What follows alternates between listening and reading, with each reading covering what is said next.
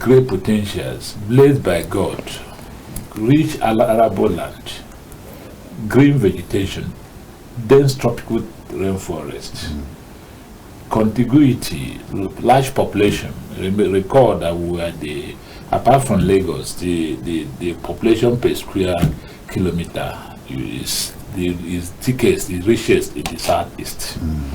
So, in all these things, we notice that we are like a boson tree that will break and go far, while those animals by the tree will be hungry.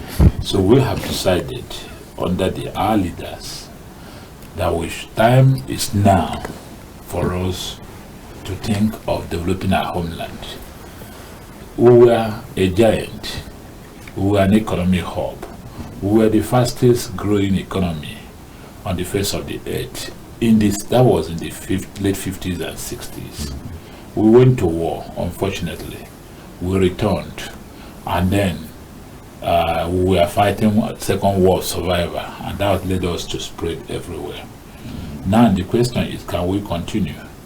Because if all of us continue to move out there, the home front will always remain like a place abandoned. So that's why the concept we developed and came back together and say, let all businesses, investors, let's leverage an area of comparative advantage. What is our area of comparative advantage? You are businessmen.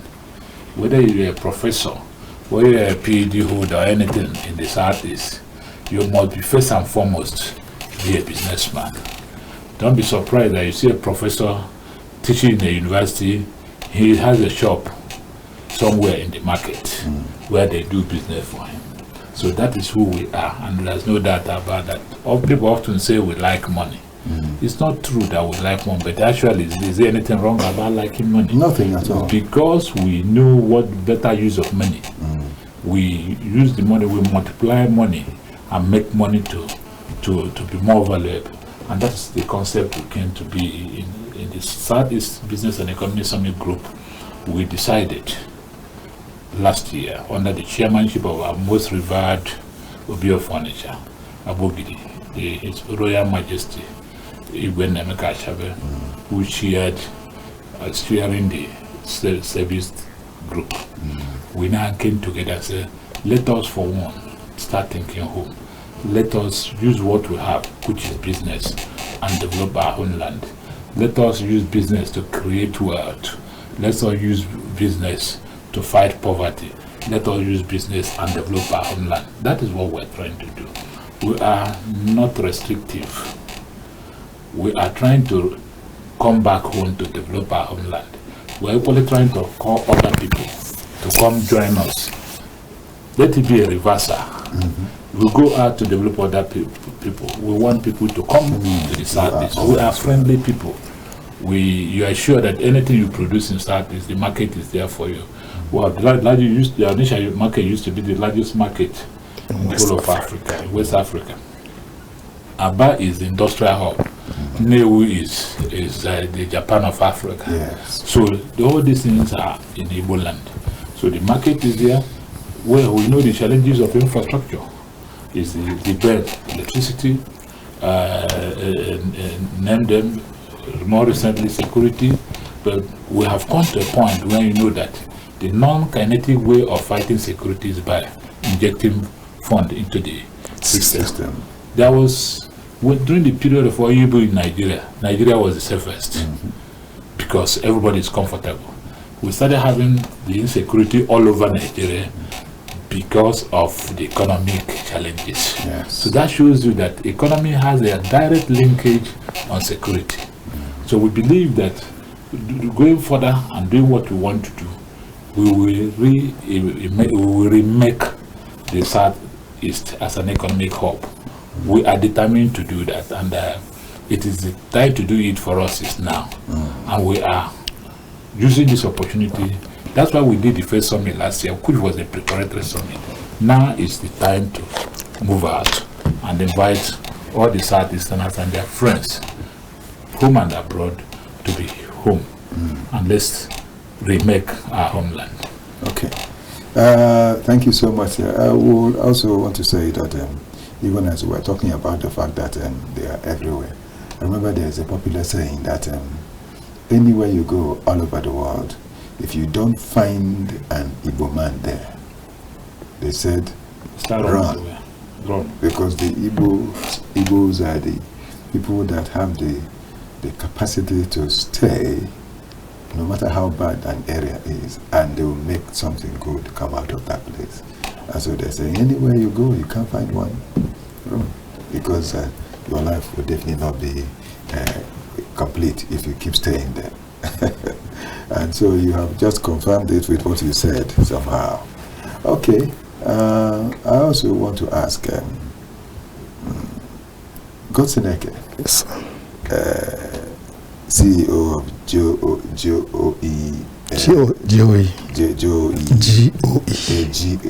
side of the concepts they are limited. Looking at what he has said, you also a Southeasterner and part of this project anyway. Remembering what had happened in the past, in the days of the MI power, Okpara and Co, those times, Zik, the early period of independence, when we had this north, the east, and the west, and each region was almost, I would say, self-sufficient, and each region produced things that helped their economy. Do you think that such a thing can ever happen again? Because definitely it was great then. We had oil in the southeast that served very well all over Nigeria. We had pyramids of groundnut in the north that everybody knew about. And then we had cocoa in abundance in the west. And these three products I just mentioned served effectively. There were others, but these were the three major ones. Today, Nigeria imports literally everything. And in fact, Nigeria imports cocoa, I must say, because what I'm saying is that we still bring in the refined products of cocoa back to our country. We still don't have it completely done here. What do you think about it? Can it ever happen again? Yeah. And made better if possible? Yeah, I want to say that if it ever happened before, it could still happen again. Now, all we just need is the right kind of leadership, and that has been the challenge. Now, if we had continued in the trajectory that people like MI Power started in the development of the Southeast, if that trajectory has been sustained, if that momentum had been sustained, by now what we would have been doing is adding value.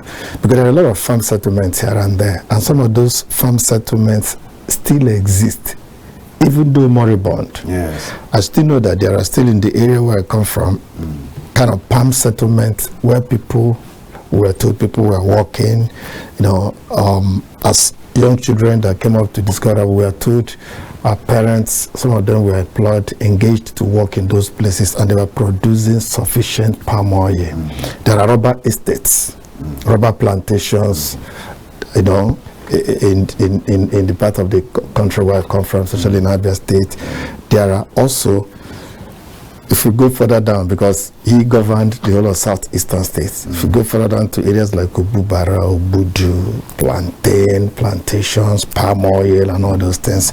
Now, if those things had been sustained by now, what would have happened is that with the era of industrialization that came up, adding value to these raw agricultural products is what we would have been talking about now, and that would have helped, because we are told also in history that places like Malaysia came to this country and brought the first palm front that they used to go back and test run and try to produce in their place.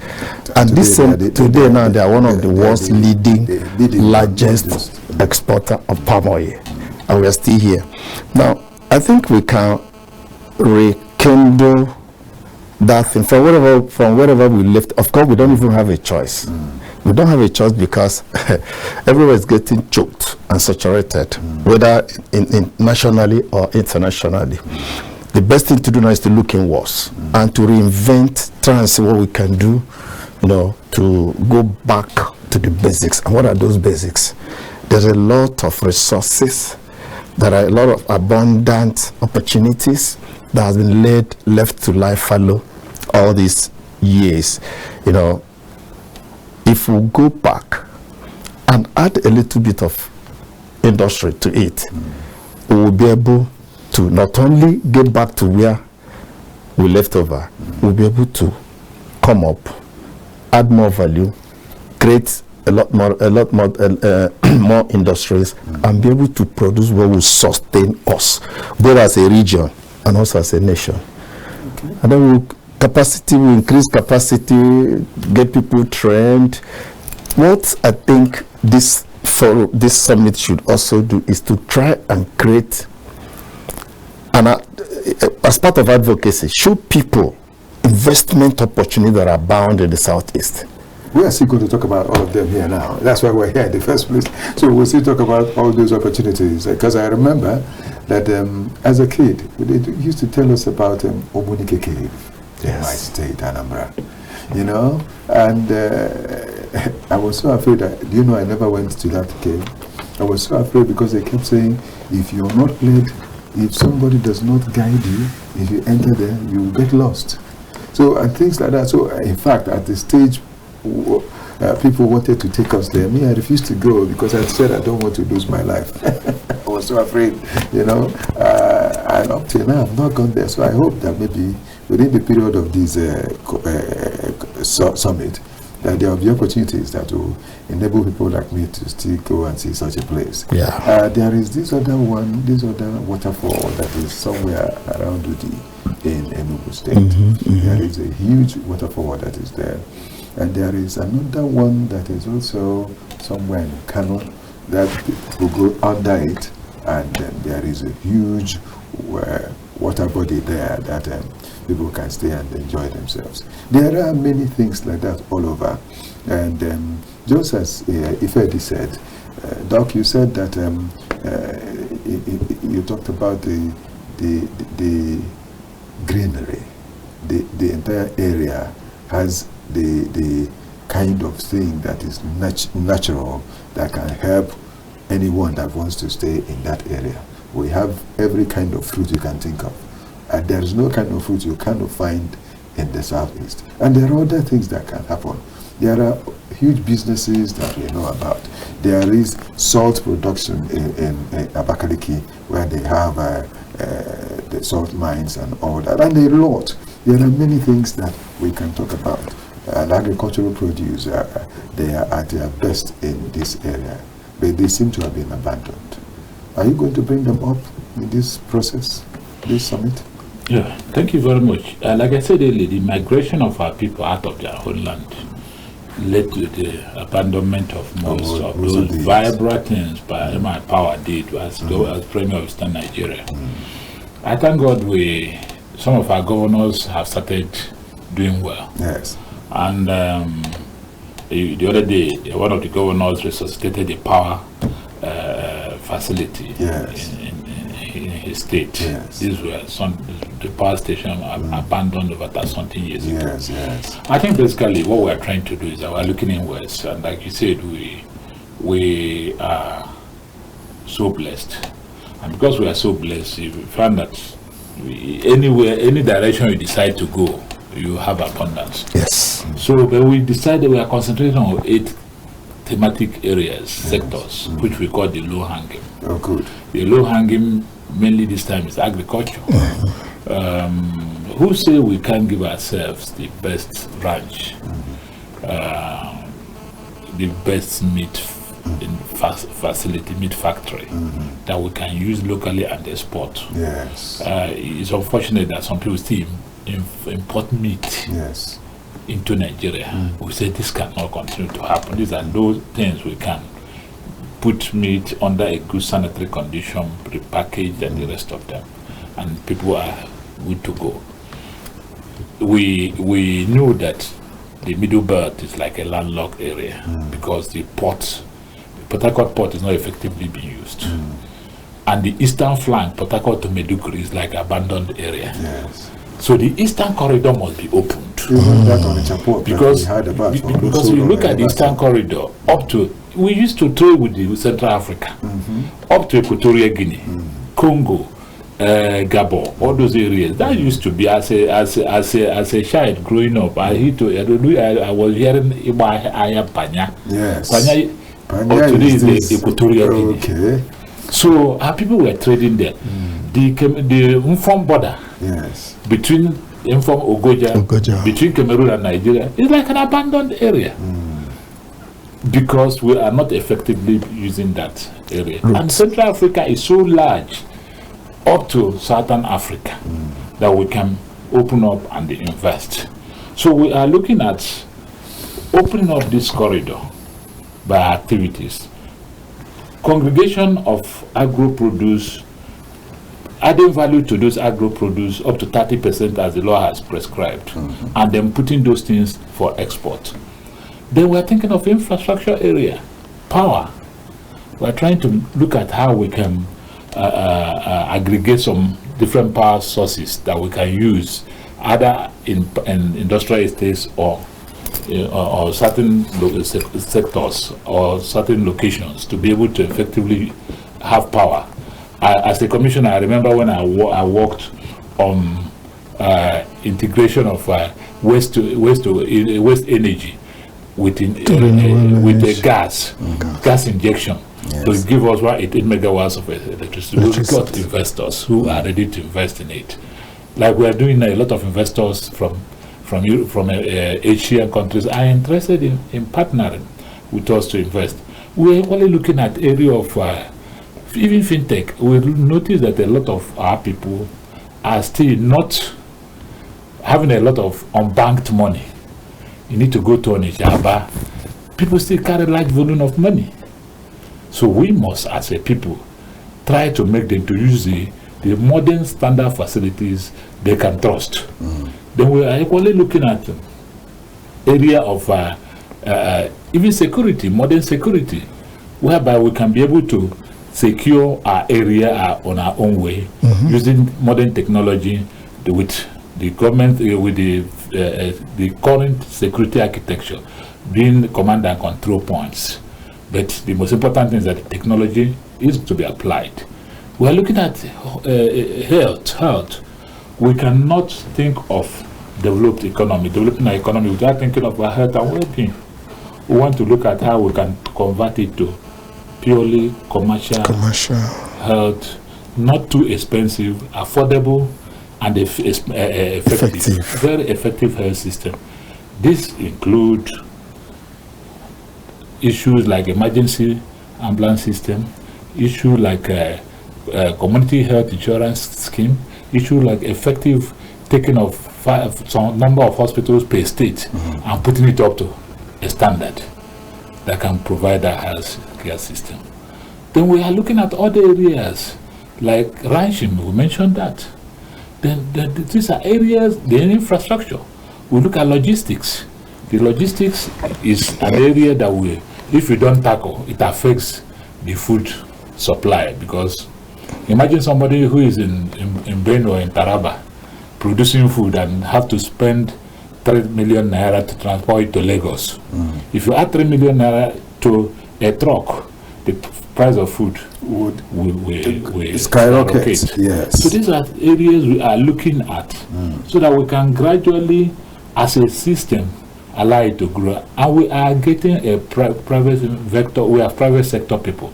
We are getting investments from our colleagues out there in other parts of the world, and from our own brothers who want to fund JVs, want to sign some JVs, joint venture partnerships, so that we can be able to do this, leveraging on government partnership. Yes. Because we believe that government has the duty to create an enabling environment that can be effective in midwifing business and in sustaining business. We're even planning to create new cities, because our cities are getting old with limited infrastructure and limited facilities. So in partnership with some Asian investors, we are creating new cities in some of the 5 states so that we can be able to effectively live in a modern environment while we are projecting our business. Okay, I also hear that Anambra State is about to start what is it? Something free zone. What's it called? Okay. Export process, free trade zone. Yes, free trade zone in Oboji. And trying to make sure that a lot of things will be there. So I believe that Anambra State government should also be putting the know effectively of this, so that they will also think of partnering with you effectively. Yes, just on the free zone. Yes. We notice that we are underserved. Yes. We don't have good number of free zones. Yes. We have Enyimba Economic City, which is in Abia State, which is almost 10,000 hectares of land. Okay. We have Empower Free Trade Zone in Enugu, Okay. which adjoined the Lion Business Park, or in 9th Mile. These are free zones. But we know that some parts of Nigeria, Lagos Ogwelo has 18 free trade zones. And you cannot effectively attract investors when you don't have free trade zones. Free trade zones are areas handed where government leased out. Yes. Let me use that word. Yes. Free. Most of the things there are free. Yeah. Tariff wise, you can produce, you can export. Concessionary tariff. The concessions are given. So we are eager working to make sure we have more free zones in the south, while trying to effectively, in partnership with these free zone owners already, because these are private free zone, free trade zones that we have. The south, the only federal government owned free zone is in Calabar. It's not in the southeast. So we want to effectively get these free zones. And I forgot to mention the MSME. Yes. We are the hub for MSME in Nigeria. In Nigeria, yes, that's correct. So we are launching a 50 billion MSME fund and program, which we want to use to create and help to grow MSME. You notice that the apprenticeship system, Iba Boy, originates from home, from our homeland. Now, gradually, Harvard has studied in so many Ivy League universities have studied on Iba Boy.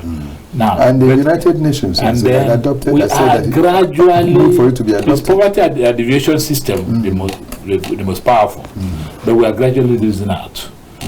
So we want to set up MSME fund as an accelerator, in the sense that you can go learn business, you can go learn skill acquisition, and you don't have fund. You can go and do the apprenticeship scheme. You don't have fund to take off. From our MSME fund, we give you a lifeline. Then we want to set up IDC centers, industrial domain centers. Yes. These are, if you look at a catchment like Aba, that produces garments, shoes, and the rest of them, all you need to give them an IDC center, where you can have equipments as they are. People walk up in the morning, go there, pay as little as 1,000 naira, enter into the facility, use all equipments in that facility. If you want to sew, you have your sewing machine, industrial sewing machine. Yes. You can. All you need is to buy your materials, which is within there. Enter into the IDC, continuously use it, and as you produce, we have clusters of exporters and distributors who are ready to take what you have produced. And that is why we think of our fintech. Yes. So from there, the fintech will be there to give fund money as running capital to be able for you that now to go and buy those materials inside the market, and then come to the IDC, use the IDC center and produce whatever you produce. The market is there for you to sell. Through that, we will empower so many young men and women, because the SME fund is for women-led businesses and youth-led businesses. Yes. Okay, we will still continue with all these, but right now we'll just take a break, and this break is not that we're going off, but then we want to look at our news bit. In just a few minutes, we'll return here and continue.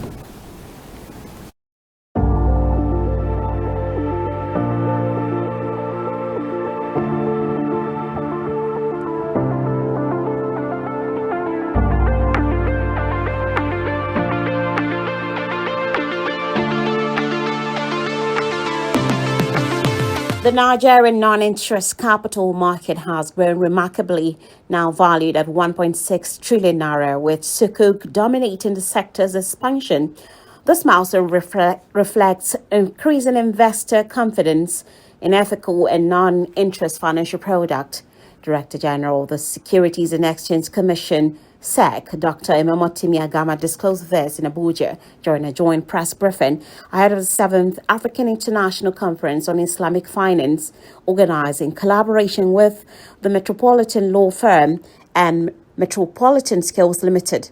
Dr. Agama said the overwhelming interest in recent Sukuk issuances reflects deep investor trust in the regulatory direction of the market. The 700% oversubscription of the last issuance underscore the massive investor confidence we have built, thus demonstrating a robust and growing appetite for ethical and non-interest financial products, he said. He added that the enactment of the new Investment and Securities Act 2025 has given the SEC a stronger and clearer legal foundation to span the non-interest financial landscape. According to him, with the new Investment and Securities Act 2025, we have a modernized regulatory framework that provides clarity and confidence, making the outcomes of this conference more actionable than ever before. Nigerian incentive-based risk-sharing system for agricultural lending, NESL PLC, has facilitated over 70 billion naira in commercial financing for agribusinesses as of the third quarter of 2025, marking its strongest annual performance since inception. Established in 2013, the milestone represents nearly a quarter of NESL's cumulative 270 billion naira in financing to date, and underscores the success of its revamped strategy under a new board and executive management.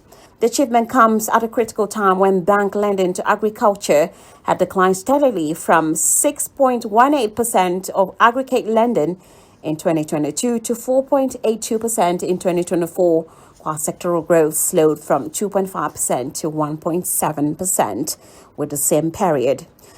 By deploying its trademark value chain model and risk-sharing tools and technical support for agribusinesses and financial institutions, NESL has helped restore lender confidence and channel new credit into key value chains, including grains, cocoa, shea, and livestock. According to the agency, the intervention has driven improvement in local production and boosted export competitiveness, with more than 32% of the facilitated sum supporting value-added agricultural export. Consequently, agriculture's share of bank lending has risen to 5.33% as of May 2025. Two newly licensed banks have also joined the sector through NESL's framework, further contributing to the 70 billion naira facilitated so far this year. 70 billion naira may appear modest compared to the size of Nigeria's agricultural financing needs, but its significance is profound. It proves that agriculture can be commercially and sustainably financed, said NESL's Managing Director and CEO Saad Hamidu. With the right blend of capital, technical support, and risk mitigation, the sector have become more productive, resilient, and globally competitive, he added. The Nigerian Electricity Regulatory Commission, NERC, has said the cost of the federal government electricity subsidy was reduced to 514.35 billion naira in the second quarter of 2025 from the 536.40 naira paid in the first quarter of 2025. The decline was by 4.11% according to the Commission's third quarter report. The payment of subsidy was incurred due to lack of a cost-reflective tariff. NERC said the total amount invoiced by the GENCOs for energy delivered to each DISCO and the DRO adjusted embed invoice to the respective DISCOs during 2025 second quarter.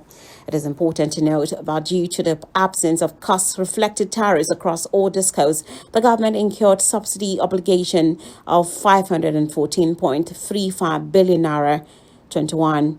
This represents a 22.04 billion naira reduction in federal government subsidy compared to 2025 first quarter of 536.40 billion naira. The report also noted that although the subsidy obligation of the government decreased in naira terms of minus 22.04 billion naira, it accounted for 56.60% of the total Genco invoice, which is a 0.44 pp increase compared to 2025 first quarter, when subsidy accounted for 59.16% of the total Genco invoice. Yes, that was our news beat, and I believe you got it okay with us. And we're still on the program, and of course we are still handling the matter that has to do with the Southeast Business and Investment Summit, repositioning the Southeast as Africa's economic powerhouse. That's the truth about it. You know, it says repositioning, so it was there before. Now it's about to return to that same thing. Okay, GODSON. Yes, sir. You have seen all of these. Is there any hope you think we have for this thing to be actualized? And what suggestions can you bring into? I know that, of course, you are already part of this summit, but then let's hear some of it. And how do you get people who are outside to be inside so as to make it work well? Yeah, hope is a constant thing about life. At any point in time, when you start losing hope about anything, you're only saying, I don't want to live again. And I want to say that there is a huge hope that this will really fly and succeed. Why do I say so? Because the region is not lacking capacity. The region does not lack human capacity. We are not lacking resources. We have everything at our disposal that could make, and we have people who also will be willing to come in and, you know, take up the gauntlet of wanting to ensure that we develop this. And again, we have very vibrant demography of young people. These are people who, you know, just like Doctor has said, the movement that have taken us out of our locations is all because people desired better life. People desired to do one thing or the other. So that energy, that tenacity to succeed, we have it. So there is hope. The only thing we could do is this: do the necessary synergy with government, okay, so that infrastructure, just like most states are doing now in the Southeast, many states are tackling the issue of infrastructure to create the enabling environment. We also want to make sure that as they are doing these infrastructures, the ease of doing business should be such that it will encourage the would-be investors that will be interested in all the area of opportunity that we're going to open up to them. Okay. So these are... Thank you so much. Now let's look at something else to talk about this program. It's coming up in November 26 to 28. But then, before then, there are awareness campaigns which will happen. And there are about roadshows and all that. Tell us about that, Doc. Yeah, thank you very much. Like you said earlier, the Southeast Business and Investment Summit is 26 to 28 November in the cool city of Enugu. And it's expected that over 2,000 to 3,000 delegates from all over the world will converge on Enugu. And over 10,000 others will hook online, because it will be both virtual and physical. And to do this, we are equally trying to do a 7-city tour, roadshow, and to mobilize Ndigo from all over to be able to join either physically or live. Apart from Ndigo, mobilize every other person. So, yeah, business people, business people, business people. We're kicking off in Abuja. Okay. What we call the national national opening up launch of the summit. Okay. On Friday 17th of October. We're doing that in a top rank hotel, top rank Galaxy in Otako there, Abuja. And we are getting the cream la cream of Igbo society who are coming there. The former Senate President, Ken Namani, is going to be the special guest of honor. Our speakers include Senator Inaya Baribe, who is the Senate Committee Chairman on Power. We are getting Professor Osita Obu, former National Planning Minister and Chief Economic Advisor to them, Mr. President. We are getting our revered Dr. Sam Amadi, who was the National Chairman of National Commission, Regulatory Commission. Yes. We are getting our own DGC, Dera Nadi, who is the current Deputy Controller General of Customs. In Abuja here.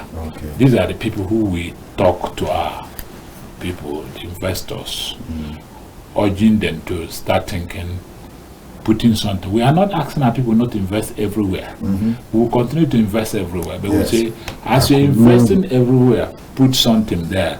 Let us oil the economy of Southeast so that it can compete. Today we are not competing effectively. It may interest you that a state like Ogun State is overtaking all of us. Of course, yes. All of us, yes. So this is unacceptable. We are not asking Ogun to stop. We want to come up. We are no longer talking about Lagos. We are not talking of Ogun State, yes. So that is a typical example of intentional action. If you have intentional action, you grow.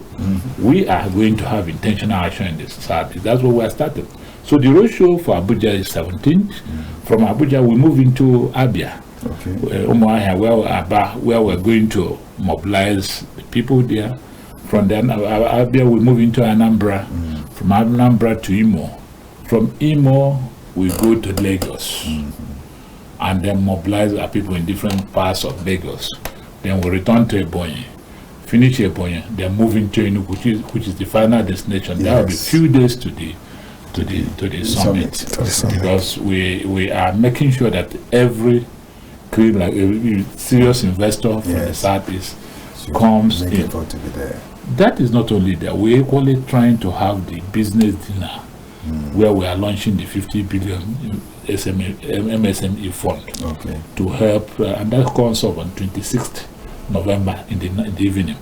So that our own principal Engineer is going to share that section. Because we are bringing our business people. Let us provide a grant to support MSME and soft loan, to single-digit loan to support MSME. When we succeed in doing that, it will be able to ignite the local economy. So we are asking people in Abuja to be there on 17th. Let us talk. Dialogue as Omunna on how we are going to move in and intentionally develop Southeast. By that process, we will intentionally develop Nigeria. Yes, of course. Because if Southeast start meeting up what is expected of them, we will no longer be known as people that sit at home on Monday. Yes. Because we are equally inviting those that sit at home on Monday to come after work on Monday, so that we can put more food on the table for us, ourselves, and for Nigeria. Well, thank you so much. Looking at it this way, you've seen there is an arrangement that is expected to work, and the only thing that will make it not to work is when it is not planned. Of course, you can see that the plan is already ongoing and it's been on. And by the way, this is the second edition of this summit. There was one last year, and this is the next one. So that shows it's something that will be a continuous thing, so as to enable the group to work to bring the best even into the region. I believe that, just as I know that the governor of Enugu State is the chief host, that the governors of all the other states are the co-hosts with him, and they will all work. And it's good we are seeing good work happening in Abia, happening in Enugu, happening in Imo, even Anambra. I want to believe even in Ebonyi State that there are works that are going on. We need this work, this effort, not doubled, but multiplied, made in multiples, so that even the people that are outside, not only will they send their wealth, they will also come home to help put things in order in the region. We'll still talk about it because there are so many big people involved, people who are from the Southeast doing business. But the fact is that, as I asked them the last time, there is this idea of being the stock exchange and all those things. We need to start seeing such things effective in the Southeast.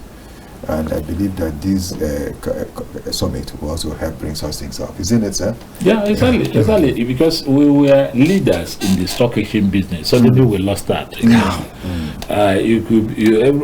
all know, when you go to the history, the first chairman of Nigerian Stock Exchange, as an Igbo man, Salu Ojukwu. If you go there, you will see his picture still hang there. People did not know that their Papa Wharf today was his private jetty. He used to be his private jetty as a businessman and transporter. And that was where Nigeria acquired and met their Papa, today's Papa Wharf. Now, we noticed that we are then in the stock exchange. And suddenly, today, hardly, there are very few Igbo-owned enterprise that have gone to this stock exchange. Most of our stock exchange markets in the Southeast have all folded. The Onitsha Stock Exchange, the Omaya Stock Exchange, most of them have all collapsed or not doing well again. We want to re-engineer, because when there are economic activities, stock exchange will thrive. Yes, exactly. So if the activities are going down, then these are one of the few places. And we want to, part of this roadshow is not only mobilizing, but training and giving advisory services and mentoring. We are trying to tell our big billionaires that if you keep on holding 100% of your company, tomorrow something may happen and that company collapses. And that's why we have a facility we called succession planning project. Yes. That one is entirely a different project. Service is anchored, where we are continuously lecturing our people on need to do succession planning early in the day. And going to the stock exchange is part of the way. As a matter of fact, you can put a succession planning, because we notice that most of our businesses don't pass first generation. Once this first generation goes, by the second generation, the children of a big man or the children of a successful investor, most of the time don't want to continue with that parents' business. Yes, and it's because the father apparently, or the owner, the family head, in most cases, do not plan for succession. Today is that once they start planning for succession, it means that they are dying. About to die. No. You will do succession planning early. While alive, early. So It's you not can supervise what they're doing. Every person, when you do succession planning, the man who will succeed that business is known by everybody. Include, so that when you do, in the case of the demise, everybody has already known the natural successor of that. And from that, you start mentoring of the person, coaching, training continuously on whoever the person is coming to take over. And you don't start the successor, they will be successor from being the deputy managing director. No. That's the mistake we always make. Making to start from the lowest rungs. You will start learning from the ropes. Sometimes you will listen out to go to another company to go and serve as a low level staff. You'll be able to have ears, build the psychology, because leadership has a psychology. Have emotion, so that you see the man succeeding once he leaves. Some of them who even have appointed a successor, the business are going down because the psychology and mentality and the emotion and the value attached, the ethics attached to that business have left the business. So these are areas we are putting much effort so that we can continue. Then we are encouraging to sell to the stock exchange. They are not going to lose. Instead, you gain more. So we are looking forward that maybe in the next 2, 3, 4, 5 years, a lot of business in the South will go into the stock exchange market. And that is the kind of training that you also carry out in the GOE concept, is it not, sir? Let's talk about that briefly before we conclude. Because we at those of our GOE concepts, what we try to do there is also to open up the minds and the understanding of most business owners, and especially the MSMEs, to understand that, look, a journey of 1,000 miles starts with a step. And when you are there, you haven't started a thing. You need to continue to also develop yourself on how to make sure that this thing you have started today will outlive you. And then we open up their minds to open up their understanding, their minds, their ideas to where they can, because sometimes one of the major problem of MSME is to where to get capital to improve their businesses, to support what they are doing. And then sometimes also because of lack of collateral, some of them are discouraged. But there are a lot of substitute collateral that we try to bring them up to understand. I said, look, if you have a good idea, if you have a very bankable idea, there are so many financiers that will be interested in supporting you and making sure you grow. And there's something Dr. mentioned about this summit. They are going to launch about $50 billion MSME fund. This is where I think that the people from this region should also get interested, key into this, and ensure that it succeeds, because funding or supporting their businesses will be something that will be available to them. Thank you so much. That's how we'll be packing it up for today. I want to say special thanks to Dr. IFEDI OKWENNA, the CEO, of course, of Service Group, that is Southeast Business and Investment Summit Group. Thank you so much for being here, sir. Thank you very much. My pleasure. We'll still talk more about this as time goes on, as we partner with you to make sure that it's well perfected. And also thanks to Sir GODSON Eke Elder, CEO of GOE Concepts Limited. We want to thank you for being part of this. Thank you for having me. I appreciate it. We'll continue to talk like this. Thank you, sir. Well, I want to say thanks to you, dear viewer, for being part of what has happened. And I believe you will still come again, because we still have many more things to share with you. Meaningful, useful, and you know you won't waste your time when you spend it with us. Thanks for being there. Let me say thanks to Eukaria Onyeneke, the one that has helped put us together to do this day. And not forgetting Samuel Wankwo and a lot of other fellows with whom we have worked. I will not forget that there are two victors. One is Victor Chizea, and the other one is Victor Ade Yeye. We have all worked together. I want to thank you for being there and for being part of it all. There is Okechukwu Onubogu. We also thank you for being part of what has happened. This is Okechukwu Onubogu. Not forgetting my boss, the producer of this program, above the supervising producer, talking about Ruben Okala. He is of course the head of station.